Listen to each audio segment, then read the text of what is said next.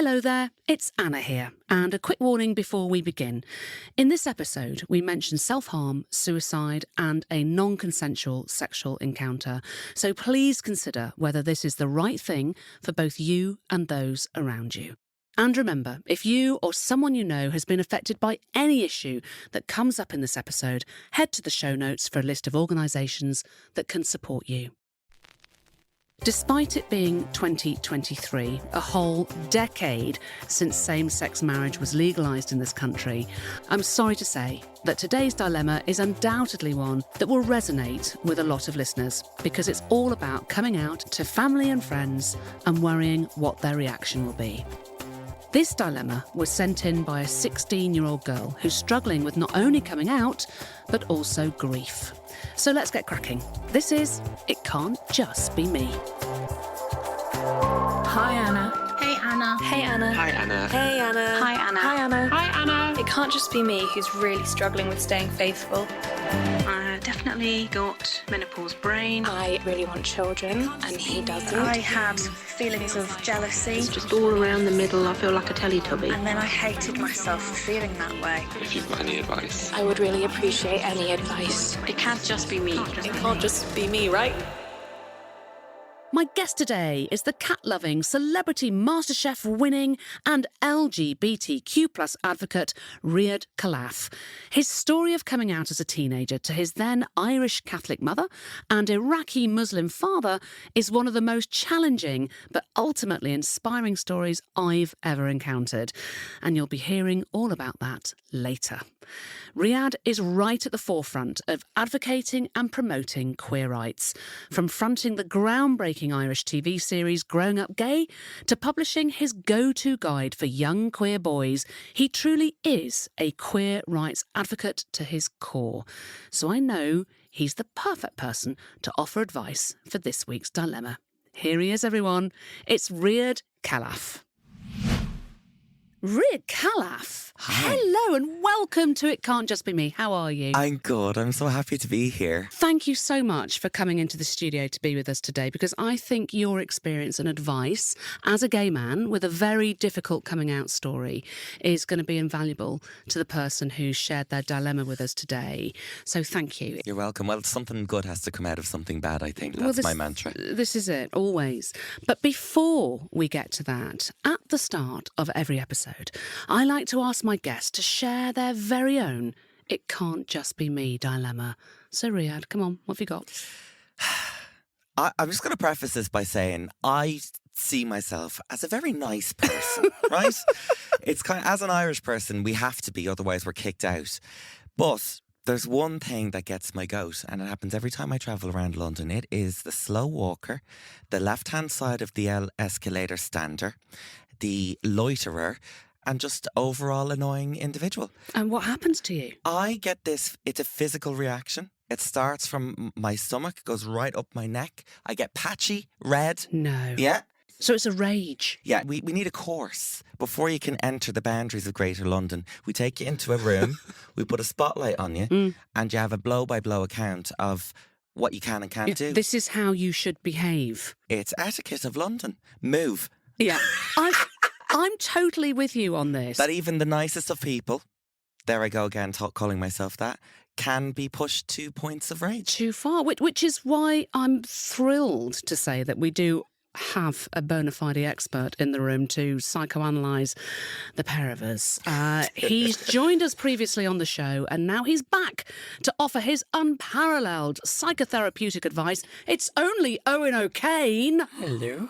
For those of you listening who don't know, Owen is a psychotherapist and former NHS mental health clinical lead with over 25 years' experience. He is also a gay man, for what it's worth, so is in the perfect position to help the 16-year-old who's emailed into the show today. Now, for reasons that will become obvious, she's asked that we keep her identity hidden. So our producer is reading this one out, and after that, we'll be referring to her as Nikki. So here goes. Hi Anna, I'm 16 and I've recently started a relationship with a girl I teach dancing with. A lot of our friends know, and her dad's are gay, so are really, really supportive. but I'm just really nervous to tell my parents as they aren't as open and accepting. Every time I go to talk about it with them, I always get too anxious and back out. I told my girlfriend that it might just be easier to stop being together rather than telling my parents, but neither of us want that. I really just don't know what to do. My anxiety is getting even worse than normal because I'm so worried about how they'll react. What makes it worse is that my granddad died a few weeks ago, and he was the only person in my family who knew. He was really good about it and told me to tell people when the time was right. When I try to talk about it with people, it makes me miss my granddad more because I just wish he was there to help and tell me what to say. Do you have any advice on how I should tell them or what to do if they aren't accepting once I tell them? I've always found you really inspiring, so I really would appreciate your advice. First of all, Nikki, I'm so sorry to hear about the passing of your granddad. I mean, it sounds like he was a really special man to you, so I can understand that you're really missing him. So I'm sorry to hear about that. Now, boys, it seems to me that there are two elements to this dilemma. The first is Nikki's question about coming out to her family, and the second is really about grief.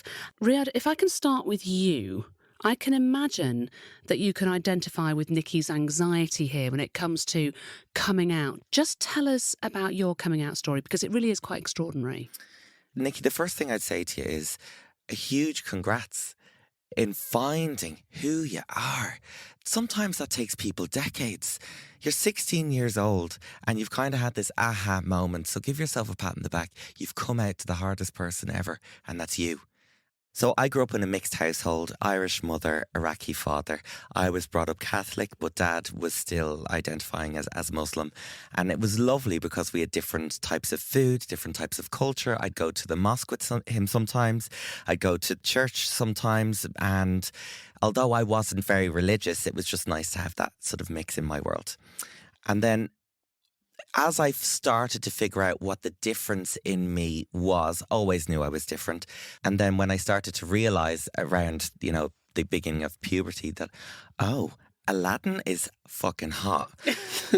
And Jasmine is annoying. And Jesus is hot too. Yeah, I mean, come on, just put a couple of Doc Martens on him and a pair of earrings and he'd fit right in Shoreditch. He's fit. Yeah, I started to freak out. Because I'm beginning to figure out who and what I am and what I desire. I don't like it because society at large maybe is telling me that this is wrong. And because of my dad's background and stories I'd heard in the press, things like honour killings were very much in my mind. God, that must have been terrifying. I have this gorgeous, warm, amazing, sensitive Iraqi father who is my best friend. I go fishing with him every weekend. We're mad about the natural world. We laugh at the same things. And I am for him, as a refugee, I am for him his greatest achievement. And now I am going to have to tell him that I am this sick, disgusting, flawed thing, gay. Mm. I know he's going to think it's his fault. How can I do that to him? How can I break this man's heart? While I'm still feeling shame about what I am. So I held it in for years and years. It totally destroyed my secondary education. Couldn't focus. Major anxiety. Dealing with it on my own. Became an introvert. Became a really shit son and shit friend. Oh, really? Oh, yeah. I lost the essence of who I was. I was a shell of a person. It was still Riyadh, and little flickers of Riyadh would come through. But for the most part, I kept myself to myself. I even had a friend come up to me once when we were walking from school to the bus stop, and he said, well, you're always looking down. Why are you looking down? Is it because you're sad or because you like nature and you're looking at the leaves? And that always stuck with me. And I'm actually getting emotional talking about it now. And I said, I'm looking at the leaves because I like the leaves, because I had shame about the shame and that I had given it away. I thought I had it down, the act. I'm fine. You had it hidden. What can I just ask what your parents were doing in the middle? Because they must have seen their son looking down at the leaves, becoming more and more withdrawn. Did they think this is just a teenage phase? Yeah. Or did they realise that maybe he's hiding something? I think I was actually the best at keeping it from them. And what helped was that they knew what actually made me happy. It's so weird that you're scared of them, but also their company for me was paramount because they were my best friends. I grew up in quite a rough council estate, and because of my inherent femininity that was attacked. And so I was kept inside and they became my friends, my best friends. And so they just thought when I was acting out, it was just hormones, you know, that's just how teenagers are. It came to a head when my mother found porn on the family computer. How stupid was I? Oh my God. And let me tell you, what she found was so adorable in hindsight. I'm not Googling this stuff now. It was hot hunk topless. Oh, really? Jock big muscles. I'm basically looking for what I could see on the Calvin Klein boxes in the supermarket. Do you know what I mean? And how old were you, would you say? 15, 16. Okay. So your mum then She got the approached clue. me Yeah. and she was like, do you have anything you want to tell me? I'm like, no. Well, are you sure? You know, you can tell me anything and I'll always love you. And I was like, oh God. Oh no. It's that. And I knew it was the computer. I just knew. So anyway, an hour had passed of me with my head in my hands, just answering with grunts like, are you this? No. Are you that? And then she said, are you gay? I was like, no, I think I'm bi. Tears, hugs, everything be okay. She took the day off work. I took the day off school the next day.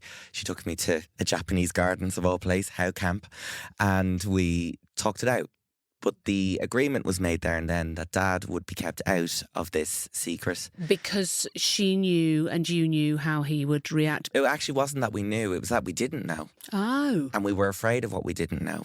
We kept it in for about 9 months. And in that time, my acting out as a bad teenager became worse. Because I preempted that this man who I loved was on the cusp of being a horrible, horrible person to me, because if he was about to find out what I really was. So if I could get ahead of it and pre-hate him, oh God, then I will be protecting my emotions when he does find out, because I won't be sad because I hate him already. Wow. When he disowns me, I've beat you to the punch, so fuck off. Yeah. I don't need you, Dad. Which is such a horrible thing to go through. And I never spoke about that to my mum. I just sort of did it subconsciously. Yeah. And he couldn't understand. And our relationship broke down. And it was really, we no longer went fishing. We no longer spoke really. It was just horrible. And my mom had reached breaking point because she was holding this secret between herself and her husband, the two men that she loved most in the world. And then she said, I think it's time to tell your dad. And I'm looking at her going, shut up. And he goes, tell me what? I was like, nothing. And then I tried to say the words and I was totally paralyzed. Physically, my mouth wouldn't say I'm gay because I still had shame and fear. And I had a school book on the countertop and I pulled it over to me. I ripped the back page out of it and I wrote I'm gay on it. And then I slid that little scrap over to him and he looked at it and time stood still. I knew my life had changed forever. From that second. In that moment. And I couldn't take it back. And so he looked at it. It must have been only about 10 seconds. He came over and hugged me and he said, it's okay. I love you. We're going to be okay. We'll fix this. We'll fix this. That's the thing. I was like, that doesn't really fit what I was thinking I might hear. You didn't need to add that bit. It was a week later that he had completely stopped talking to me, couldn't make eye contact with me. He became this ghost of a man and he would just go to work and just sit there all day. And then my mum said, go out to the garden, bring him a beer and have a chat to him. And I was terrified again, but I had this newfound kind of righteousness. I had done the hard work. I was actually feeling quite good because now I had no secret. Yeah. So you didn't burden yourself, but then in a sense burdened your father. Yeah. So I went out to him and I spoke to him and I probably said what I shouldn't have said. I tried to accelerate the acceptance process by just handing it to him. I wasn't as gentle as I could have been. I was like, look, this is who I am. One day I'm going to bring a guy back here home and I want you to embrace him and love him as I love him. And I'm going to marry him and he'll be part of the family. And that's that. And then he completely physically broke down to his knees, crying, wailing like someone had died. Me. Hypothetically, his son. And then we found out years later that the night that he first found out with the note, he had contemplated taking his own life. And he went downstairs looking for pills. he changed his mind and it didn't happen, thank God. Oh my God, really? But that's the point that he was at.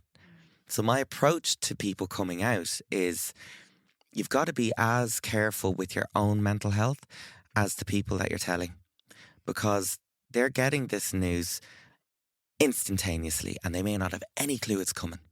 Whereas you, as the queer person, has likely had years to mull over it, think about it, process it, begin to accept it and turn shame to pride. Yeah. It's a gentle, lovely, organic process.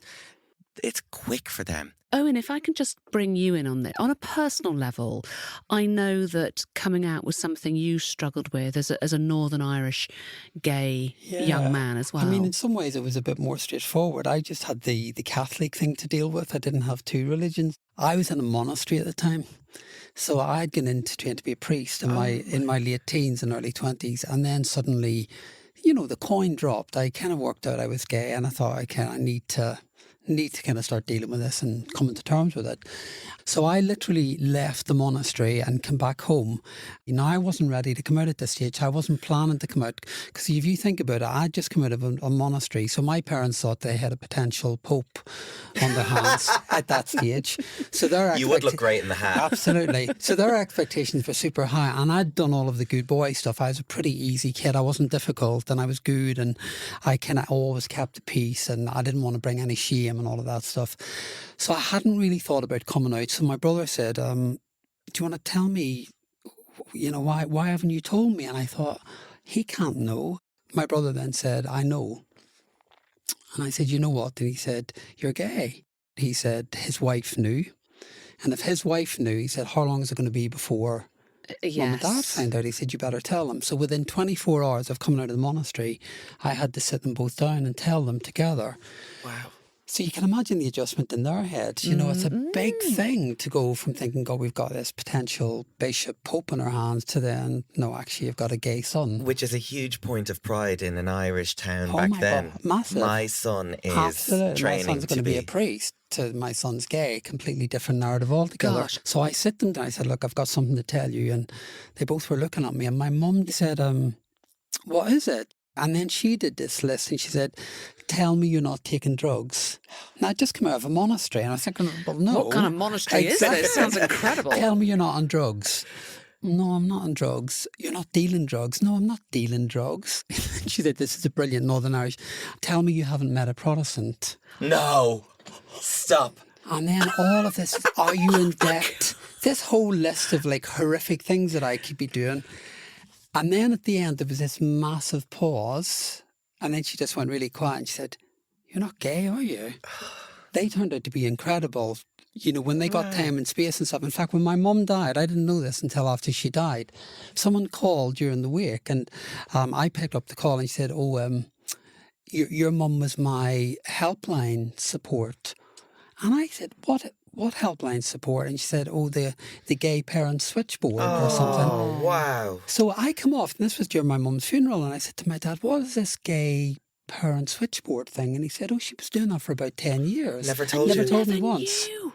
And she would spend hours like with gay parents talking to him and stuff. So, and I never knew about that. What was your mum called? Kate. Kate. Yeah, I never got the chance to talk Thanks, to her. Kate. God bless you, so Kate. she was brilliant, complete ally in the end. Yeah. Well, Nikki says she wants to talk to her family, but that she gets nervous and then backs out. And according to Stonewall, the LGBTQ plus rights charity, only 40% of LGBT young people have an adult at home that they're able to confide in. So what steps do you think Nikki could take to start preparing her family, given what we've said about, look, this is potentially a real shock for them? I think her granddad's advice was sound, actually, that line where he said, when you're ready.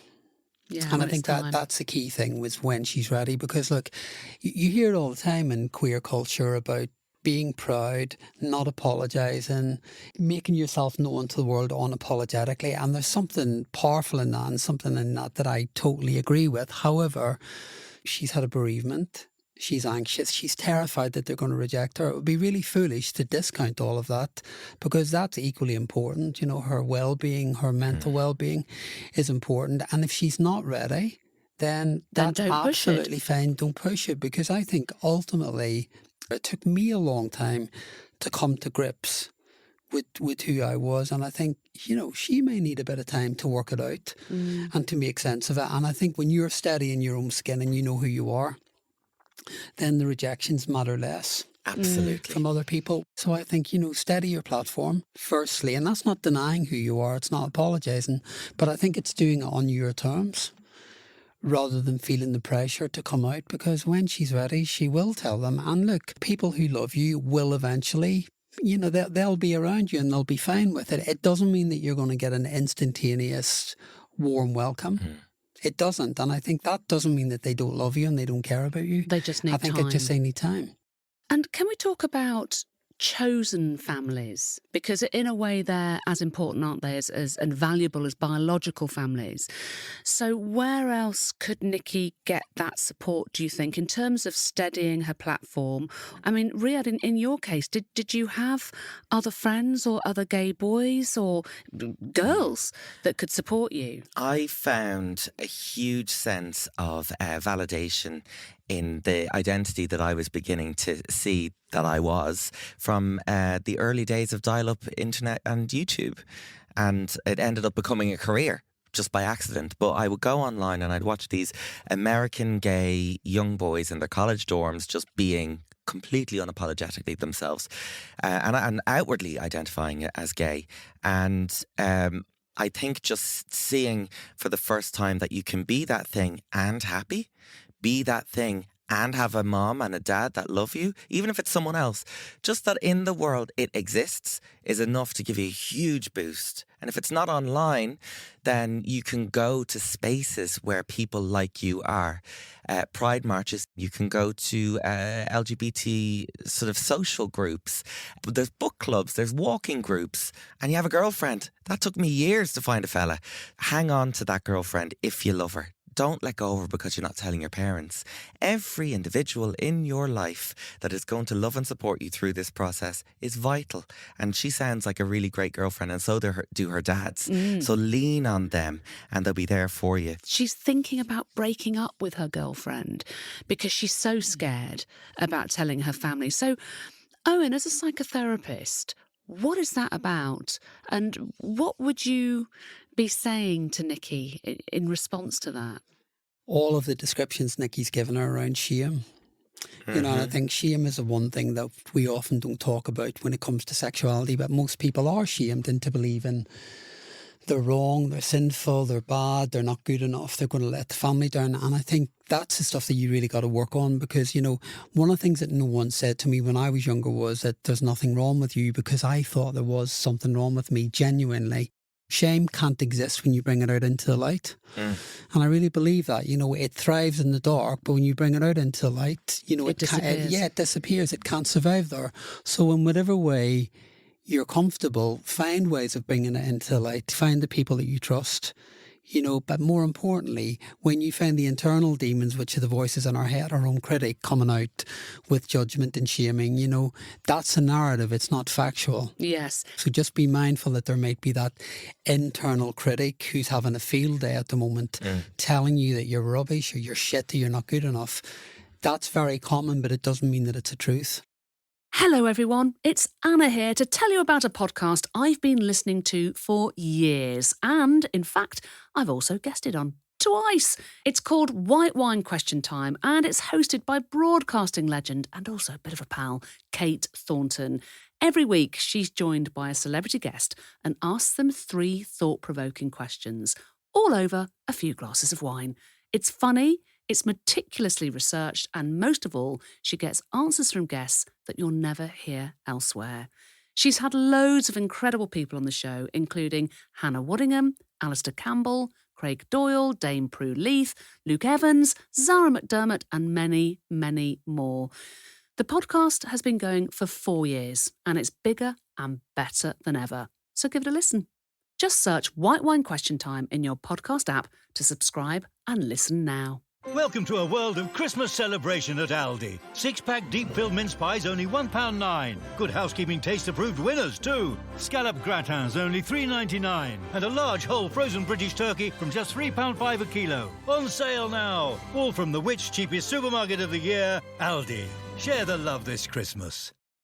You finish the drinks, you and your date have said your goodbyes, and you're immediately on the phone to your best friend. I messaged all my friendship groups. You're never going to believe what's just happened to me. From Podimo and 2020, this is First Date, the podcast. I'm Cece Coleman. And I'm Frankie Bridge. We'll be bringing you the most amazing, bizarre and heartwarming dating stories. He's like, this girl is crazy.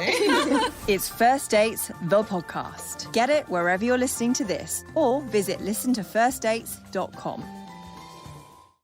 Well, let's talk about Nikki's anxiety, because you're absolutely right to say you need to challenge those thoughts, because just because you're having the thoughts doesn't mean that they're facts, as you say. We know that poor mental health is a big problem for young LGBT people.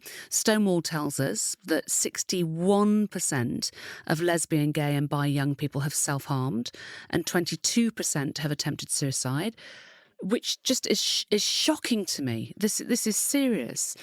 When I discovered those figures, I was astounded. 61%. Yeah. So firstly, why? Why is it still such a shameful thing in 2023? You've got to remember, you've got like years of almost transgenerational shame that's been passed along. That hasn't gone away. So even though younger generations are much more fluid and open, you've got to remember the families that they're coming from still hold very strong opinions potentially on what's right or wrong or good or bad. With shame comes this kind of internal persecutory narrative. So when you look at self-harming or any kind of dysfunctional behaviours, you know, they often come with this persecutory attack on self. I always get really angry. Someone said to me recently doing an interview, why do we need gay pride? Why don't we have straight pride? Oh, for goodness sake. And I will often really? quote those. I'll say, because, you know, it's not criminal to be straight in most parts of the world. In fact, all of the world. It's not a criminal offence to be straight. 70 countries, it's criminalised. It's still criminal. That blows my mind. Yeah. That it is still criminalised across the world. In these countries. And in some of them you can be killed as well. It's not just be locked up, it's be, you know. Yeah, murdered.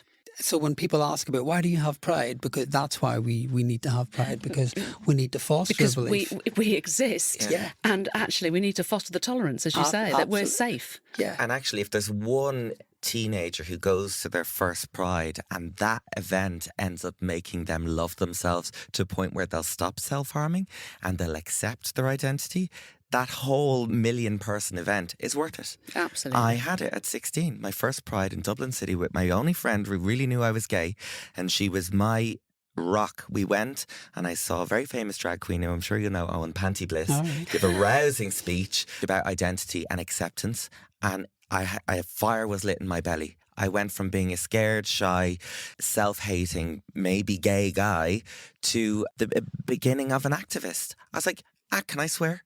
Of course. Fuck this. Yeah. I said, fuck this and how you're treating us. Let's get out in the street. We're marching for marriage. We're marching to stop hate crime. And then I started to go to all these protests pre-coming out. It was a righteous anger and it was great, and that led to acceptance. But what I'd say is, I think the reason why so many young queer people are self-harming, are struggling with their mental health and even going so far as to take their own life is the realisation that you're different happens so young. You haven't had any life experience to be able to go, hang on, put the brakes on, let's think about this. It's visceral, it's immediate, it's frightening. And then the shame piece comes in. And because the shame is so connected to a part of you that you can't change, and you're scared of telling anyone, you got to deal with it alone. So maybe actually, in a sense, just thinking about what you're saying there, Riyadh, is that the real killer here, regardless of whether you're gay, straight, whatever, the real killer is shame. I used to run LGBT therapy groups years ago in the NHS, and we'd probably have about 15, 20 people in the group. You would get people right across the board. But the interesting thing was, so you get all of the usual people feeling anxious, a bit low, self-esteem issues, all of the usual stuff. But you always got shame. Never ever worked with a client, you know, from queer background or who hasn't had shame. And it's so deep-rooted from such a young age. At 32 years old, I've written a book about being gay and I've done all these docs. It's part of my world, my job. I still have shame. Really? And my battle against shame is daily. And even the whole thing about coming out, the fact that we have to come out in itself it's a huge issue. Isn't it? Not just once, because, I still have moments when I have got to come out again. Yes. Which is interesting. I was on holiday recently with my other half, and it was a really mixed bag of people, and they genuinely couldn't work out if we were mates or brothers. Oh, God. And this conversation came up thinking, oh my God, you guys are so alike. And I thought I could feel this kind of knot in my stomach. The anxiety of having to say, actually, we're married. God. And I kind of thought, this is really interesting. Like, even at this point in my life, and Mark and I have been together 25 plus years. And I thought, this is just like, it's a constant coming out. And that's the anxiety thing. Yeah. And I think that's why anxiety is so... If you look at anxiety as a definition, it's an intolerance of uncertainty. So it's the not knowing. So it's always on the watch out for the not knowing what's going to come next or how someone's going to react. So when I hear Nikki talking about feeling anxious, that's really common because she doesn't know what the reaction's going to be. So of course you're going to feel anxious about that. What should she do, Owen? If her anxiety is getting worse, if her anxiety is getting out of control, what should she do? I mean, look, my key thing with anxiety is it's not an enemy. People treat anxiety like it's a bad thing. Anxiety is a protective mechanism. So it's a part of you that thinks it's helping you out. So when any of us become anxious, we've got this part of us that will come up quite strongly, and it will create stories and it will create narratives and a means to protect you. So for Nikki, for example, she may be having a lot of thoughts about what might happen, what could go wrong, what the future might look like. That doesn't mean that that's what's going to happen. It could be that her anxious brain is creating possible stories. Yeah. As a means of protecting her. So what I'd say is, like, when the mind's on overdrive and the stories are being created, they're just stories. You cannot think your way out of an anxious state. So when you're in a state of anxiety, your threat brain is activated. And when you're in a state of threat, you can't be rational. So I often say when I'm working with people who have got anxiety, you always start with the body. You'll hold anxiety in your body. Most people do. So the key thing is to work out where you're holding the anxiety in your body and do whatever it takes. If it's breath, meditation, exercise, if I don't get over prescriptive about it, just find ways of kind of de-stressing the physiological tension in the body, because when you do that, you send a message to the brain that then allows that part of the threat brain to deactivate, and then you can activate your rational brain. So there are really simple, pragmatic things that you can do to turn the volume down on anxiety. Every technique in the book is wasted if it doesn't start with the body. Interesting. Yeah. That's fascinating. I really believe that. And if you do find your anxiety gets bad or it's unmanageable, or if the kind of bad days are outnumbering the good days, always go speak to your doctor. There's a lot of help and support out there, so never hesitate contacting them. Thank you for that. Moving on, let's just talk about the second part of her issue, really, which is the grief. She's lost her granddad and the one confidant that she had in her family. So grief is universal. Grief is crushing.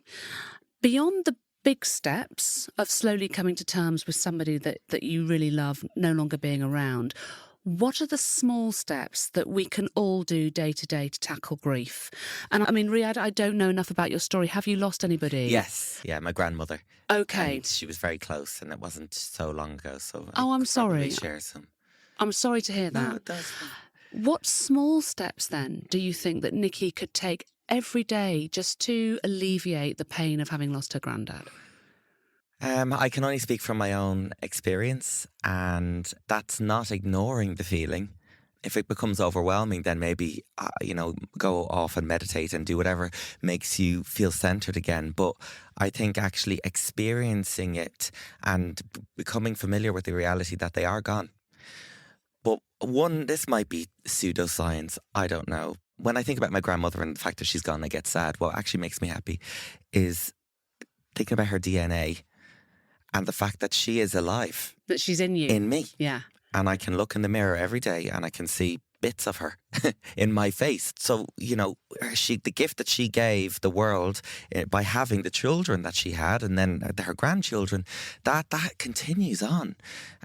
Reminiscing about nice stories with friends and family, people who knew her, speaking to her. You don't have to be a religious person to be soulful. I'll often ask her for help, and I'm completely atheist. And I'll feel signs, and they could be made up in my head, but my God, or my whatever, does it help me when I feel this sort of me and her connection? I got you, you got me. Yeah. And that no one can take that away. That helps me. That's perfect. Thank you. And just finally on this main dilemma with Nikki, for any adults listening, and we're talking teachers, friends, relatives, how can they reach out and support a young person if they suspect that there may be a kid in a similar position to Nikki? What would you say? I think the key thing is non-judgment. You know, it's the one thing above everything. I mean, most people just need to be heard. You know, they just need someone with them who will be alongside them without the judgment, without the criticism, without the opinion. I think it's one of the most powerful things.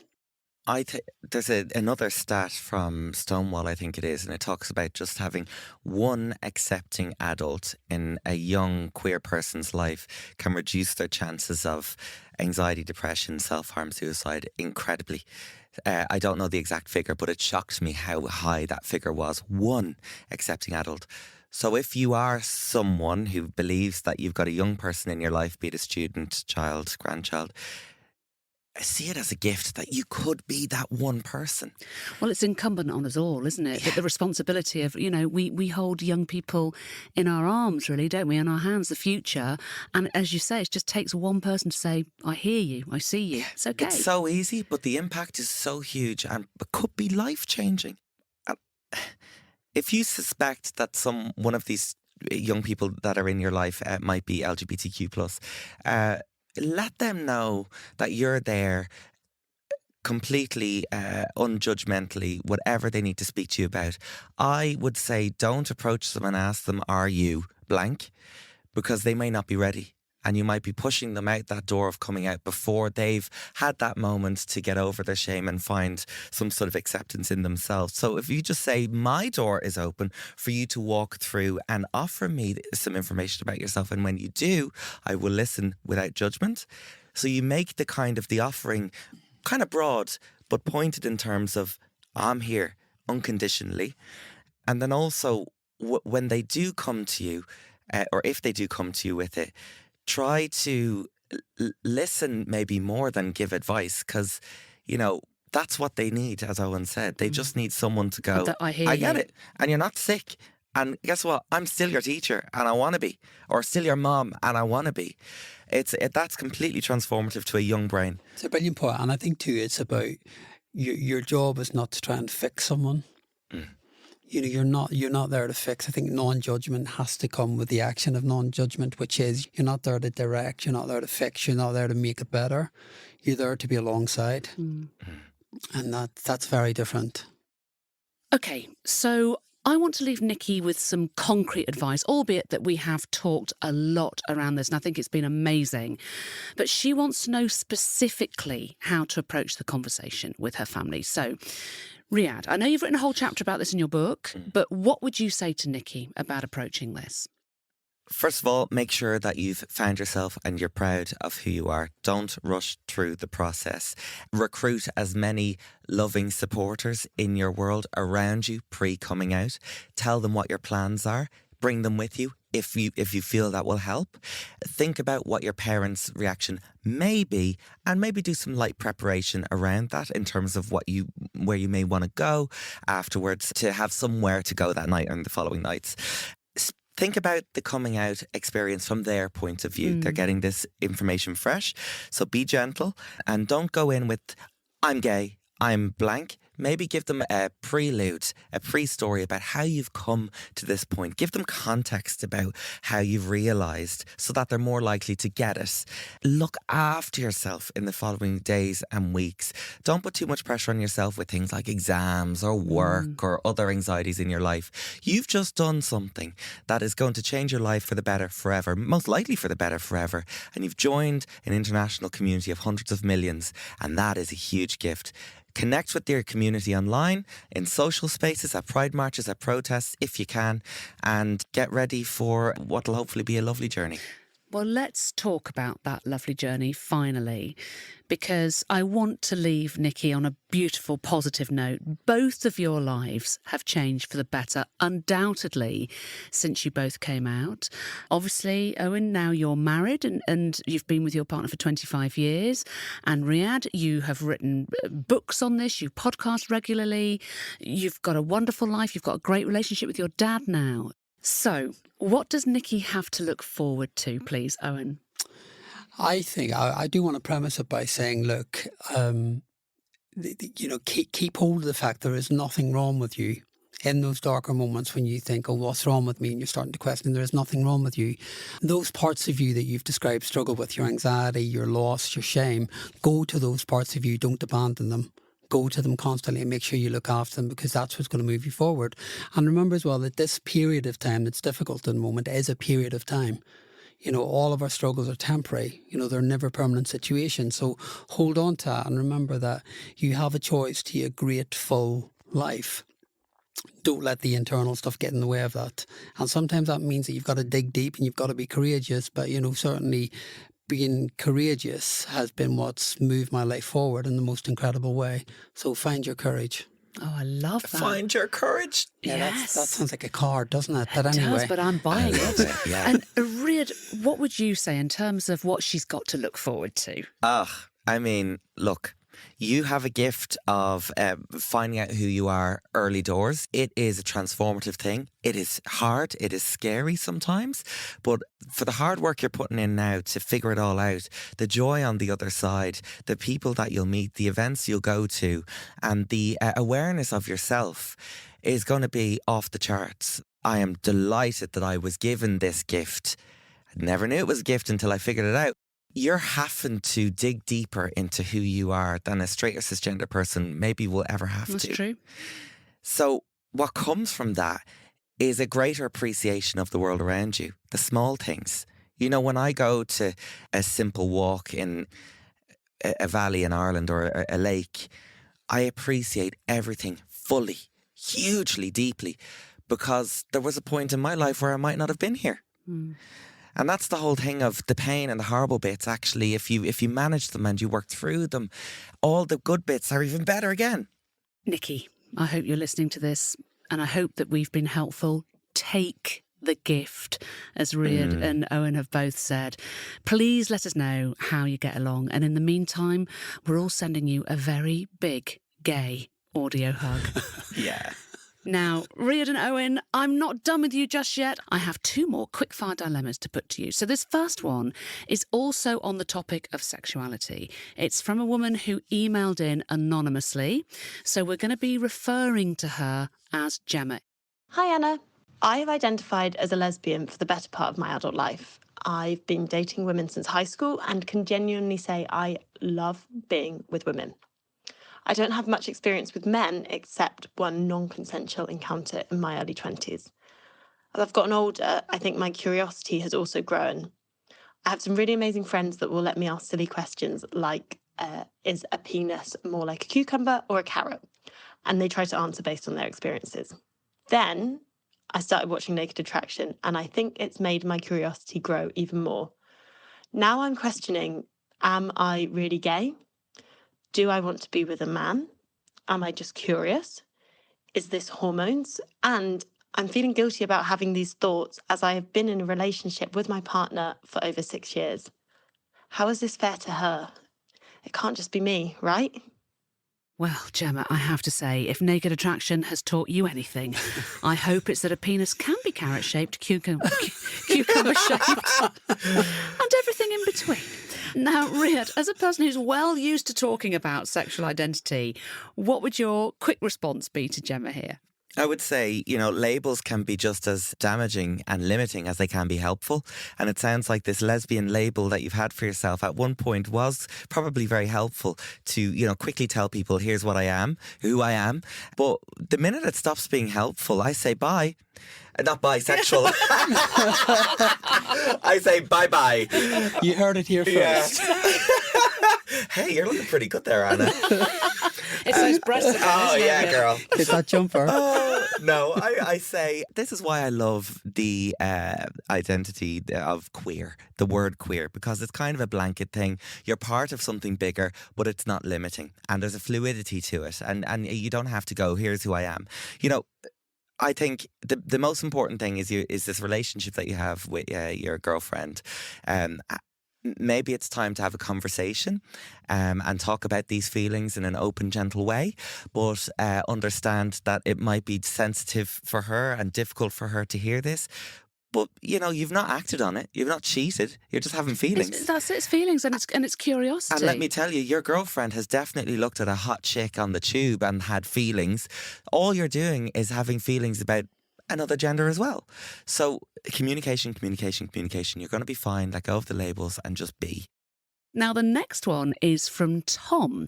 And this is a very different one. He's asking for advice around how to spend less time on his phone. Here we go. Hi, Anna. It can't just be me who spends a ridiculous amount of time at night scrolling on my phone when I should be sleeping. I've tried everything. I've tried putting my phone across the room. I've tried timers. I've tried switching it off. But it's got to the point where it's really affecting my day and I'm really tired through the day, and I just want to know if you've got any advice for this. Oh my God, the phone. We're all guilty of it. I know, the screens. It really can feel impossible to peel your eyes away from screens, in particular phones. And there is an addictive element, isn't there? There's a real clear correlation between negative mental well-being and overuse of phones. So I think that's becoming clearer and clearer. I think in a situation like this, I often think about if you become dependent on anything. So if you're scrolling constantly, more than often people do this because they're trying to soothe, or they're trying to feel better, or they're trying to quieten something that's going on within them. So, you know, as a therapist, I'd always be thinking about, okay, what is it you're running from? What are you trying to distract from? What's the purpose and function of scrolling? What is that giving you? Because you would find, or if I were chatting, I would find something. There will be a purpose and a meaning in the scrolling. And then what you aim to do is, okay, that's not solving the problem. You're just maintaining it. So what you do is you'd work on gradually, not just kind of putting it in the other end of the room. I'd be thinking we'd be working and getting the phone out of the room. I see. So effectively you're saying to Tom, look, there is an addictive quality to this because you are trying to soothe something it's serving within a purpose. you. It's been used as a function, I would say unquestionably, to deal with something that's gone on emotionally. I love this. This is fascinating. So Tom, if you're listening, then basically the advice is, what are you trying to replace? By using your phone, what is it in the real world that you're trying to replace? What are the feelings that you're trying to soothe, is what the boys are saying. And then you need to find ways of replacing that and addressing those feelings. Or it could be, what are you trying to avoid? Yeah, what are you trying to avoid? Exactly.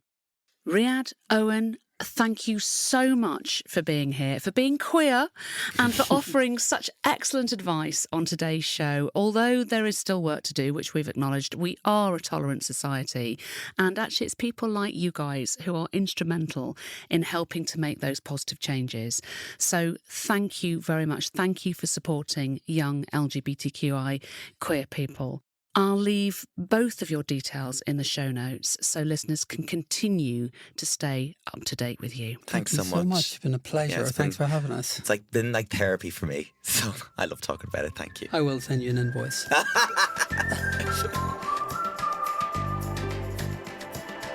From Podimo and Mags, this has been It Can't Just Be Me, hosted by me, Anna Richardson. The producers are Laura Williams and Christy Calloway-Gale. The editor is Palama Kaufman. The executive producers for Podimo are Jake Chudnow and Matt White. The executive producer for Mags is James Norman Fife. Don't forget to follow the show, or for early access to episodes and to listen ad-free, subscribe to Podimo UK on Apple Podcasts.